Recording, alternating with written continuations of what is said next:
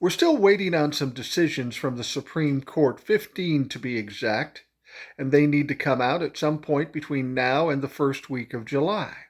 Now, these are important decisions. These will have a big effect on the future of this country, so they are crucial. We don't know how they're going to decide, but there's something I've noticed within the Supreme Court that I find interesting. Seems like there's a lot of dissension within the Supreme Court, fighting amongst themselves. And I'm not talking about liberal against conservative or conservative against liberal. It seems there's a certain amount of dissension within the conservative side of the Supreme Court. Now, they've been pretty unified up to this point, so what's going on here? I think I understand what's going on, and I'm a little surprised it took this long. You see, you got two rogue justices, Clarence Thomas and Samuel Alito. They seem to be doing anything and everything they fucking want. And they try to guide the Supreme Court to do their bidding. But I think the rest of the conservatives are seeing the writing on the wall. See, both these guys are very old. Both these guys could be very close to retirement. They said they'd probably retire if a Republican won. Well, that's not going to happen, but they still could retire and hold a certain amount of power over the Conservative Party if they do it under a Democratic president. But the younger Supreme Court justices are finally realizing what's going on here.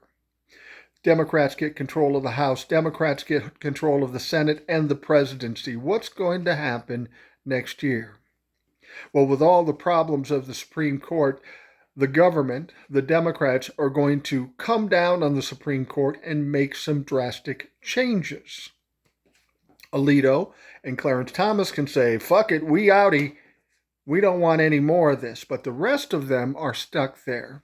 So they're going to have to pay the price for Clarence Thomas and Samuel Alito's sins.